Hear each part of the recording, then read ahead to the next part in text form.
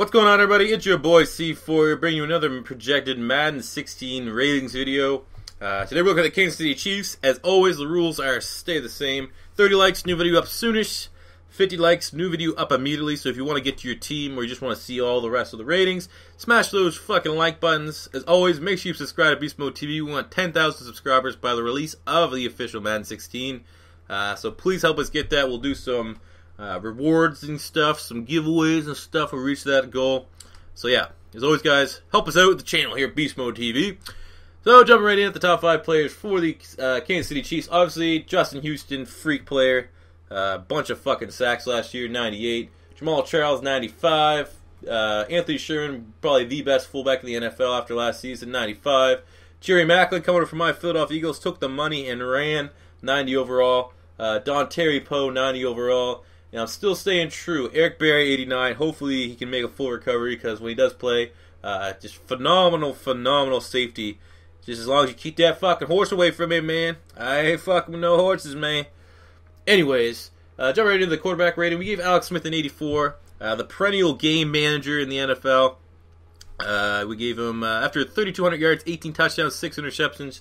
For a guy that, is so protective of the football, you can't give him a lower rating because he doesn't force turnovers. But he's just like I don't think they had a touchdown to a wide receiver at all last year, which is still the fact Jerry Maclin took the money and ran and went to Kansas City. It's mind-boggling.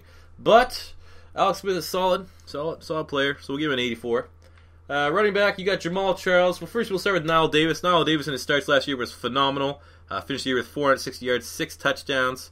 I think these guys here can be definitely a unreal dual-headed running back, even though you do want Jamaal Charles on the field as much as possible.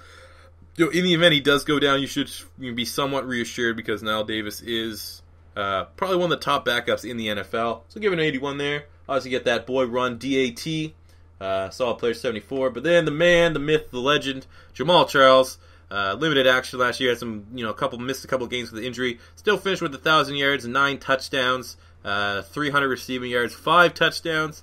So, this guy, when healthy, is arguably the top playmaker in the NFL. So we rewarded him accordingly with the 95 overall. Fullback Anthony Sherman, give him a 95. Unbelievable blocking, some very, very solid hands out of the backfield. He's the reason why a lot of these big runs that Jamaal Charles and Niles Davis can get off happen. So we had to give him a 95. Phenomenal, great skill set. 95. Congratulations, Sherman, the Shermanator. Moving on to wide receiver, pretty much Philadelphia Eagle rejects. I'm not gonna say, well, obviously Maclin's not a reject, but Jason Avant, longtime Philadelphia Eagle, big respect to Jason Avant. Can't make very many catches, but when he does, they're usually outstanding. So you give him a 75, probably a little too high there, but showing some love for the former Eagle player. Then obviously Jerry Maclin. I think KC offered them $2 million more a season than Philly would, so Philly let him walk. Don't know why. Obviously, I think he's from Kansas City. He went to Missouri, but it's just he's gonna fucking realize it's not the same offense. Fucking reunite with Big Red, big fucking fat ass Walrus, Andy Reid. But last year Jerry Maclin was incredibly outstanding. So we're giving him the 90 overall. Don't think he'll be able to get 1,000 yards again, but he's definitely gonna be, without a doubt, a huge upgrade over Dwayne Bowe in that offense. So. It's going to be interesting to see how he performs. See if they're actually going to throw some touchdowns to wide receivers this year. Tight end, Travis Kelce, phenomenal player, outstanding. Last year, 67 receptions, 800 yards, and 5 touchdowns. I think he's going to have another big year this year. Wouldn't be surprised if he can reach 1,000. Him and Maclin are going to be probably the top 2 receiving threats, or are obviously the top 2 receiving sets, I should say. Solid, 87, one of the better rising stars at tight end in the league. Left tackle, Eric Fisher. Hasn't really lived up. Was he first or second overall? Hasn't really lived fully up to that billing, but hasn't been a bust by any means. So just a solid offensive lineman. Giving him a 76. Left guard Ben Grubbs, coming from Baltimore maybe, either Baltimore or New Orleans, one of those teams. But very, very solid guard, 84 overall. Center Mitch Morse was one of the worst picks in the draft. I never even fucking heard of this guy, and I was trying to read up on every single player. So no idea what Big Red was seeing there. Maybe he saw a Jason Kelce type player, but I can't really go on much more. The fact that I don't really know who he is, and when he was drafted, he was kind of a head scratcher. Right guard, Zach Fulton, 74. Obviously, you got to try to hope that this young man can have a nice leap in his second season. Then at right tackle, Donald Stevenson, just very, very solid, 76 overall. But, you know, I guess no real superstars on this offensive line anymore. Kansas City's usually been, you know, very, very solid. That's why I said this is just a bunch of no big super names. What do we got? Probably like Fisher's still probably the top player on this offensive line. You got Ben Grubbs for a veteran experience. But I'd say just, you know, no big names, but they get the job done. Obviously, as shown by Niall Davis and Jamaal Charles' stats every year. Now, left end, Alan Bailey from the U. Last year had a pretty solid year. I believe he had 5 sacks, 14 games started. So we rewarded with a 79 overall. Right end, Mike DeVito. I believe he played for the Jets last year. But very, very disruptive. Gave him 80 overall. Not huge on the stat sheet, but much more better in the run game. Defensive tackle, Dontari Poe. Fucking phenomenal player. 6 sacks last year. I'd say arguably the best pass rusher, nose tackle in the league. You know, incredibly athletic. Was really, really, you know, brushing off that stigma that he was nothing more than a combine warrior. It's been phenomenal ever since he's been in the league. He's gonna get paid soon. Left outside linebacker who's gonna be getting paid like a motherfucker. Justin Houston, 98 overall, just missing out on the 99 because he's not J.J. Watt, sadly.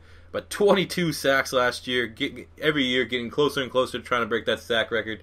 Unbelievable player. Seems like every game, like I said, he's getting 2 sacks a game.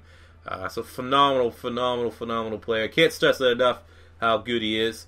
Middle linebacker Derrick Johnson had some injury issues last year, but when healthy is, you know, the veteran leader of this defense. Really the quarterback of the defense. So I expect him to fully bounce back this year and get, you know, another 150 total tackle season. Right outside linebacker Tamba Hali, usually a beast, kind of slipped last year. I believe he still made the Pro Bowl somehow with only having 6 sacks. It's probably making it on name value alone because I don't know, maybe I'm wrong. Maybe he was a beast last year, but I don't really remember him having any super big highlight plays. 3 forced fumbles, 6 sacks, 50 tackles. Seems like an average year for a guy of this caliber. But like I said, 30 years old, he's getting up there, so it's about time he starts to you know, reach on that decline. You know, like a fucking real hard treadmill run. You know, he's getting ready to hit that decline. Still a really solid pass rusher. Excellent compliment with Justin Houston on the opposing side. Now looking at corner, Sean Smith, we gave him an 87 overall. Got that fantastic long length speed build, 6'3", 220 pounds. Had an interception and 50 total tackles last year. And then they got the rookie, who I think is was the best pure corner in this year's draft, and that is Marcus Peters. It's going to be interesting to see. Actually, you know what I fucking want to see? Even though you're going to see, like, I don't give a shit about Kansas City. I want to see him try to get in a fight with Andy Reid. That would fucking make my ear. He has a history of fighting with coaches on the sidelines and shit like that. I just think that'd be fucking funny. I don't know. But if he doesn't fuck up on paper, Marcus Peters, phenomenal, best corner, my favorite corner in this year's draft. Free safety, you got HUSAIN, ABDULLAH, and Ron Parker. Who's strong safety? Obviously, one of these guys I would assume will get the other starting job if Eric Berry's not ready to go. Ron Parker was phenomenal. He got paid and rewarded from his year last year, so that's why he gave him an 82. And ABDULLAH as well, very solid. Both these guys had 1 interception, and ABDULLAH missed, I think he got hurt for a couple games, banged up with 70 tackles. Ron Parker had 90 tackles, just missing out of 100. So it's going to be interesting to see how they utilize all this. Because on the strong safety position, obviously Eric Berry, some questions over him. I hope he fucking comes back to a full recovery. But Tyvon Branch has always been a very, very solid player for the Oakland Raiders. So I could see Tyvon Branch, Abdullah, and Parker really battling out for the 2 safety spots. Then for the kicker, CAIRO SANTOS. Missed 5 field goals last year as a rookie. Maybe a little bit, could be a little bit higher. Just gave him a 72. Could be like a 75. Could be a little bit more generous to the Brazilian. Then punter, Dustin Colquitt, one of the top punters in the league. You know, giving him a 86 overall. And he's captain. Jesus Christ, who makes a punter captain? Come on, Big Red. There you have it. Those are the ratings for the Kansas City Chiefs and beasts like Justin Houston and Jamaal Charles. If you like this video, as always, 30 likes, new video soonish. 50 likes, new video immediately. Smash that subscribe button. And until next time, guys, it's your boy C4 saying peace out.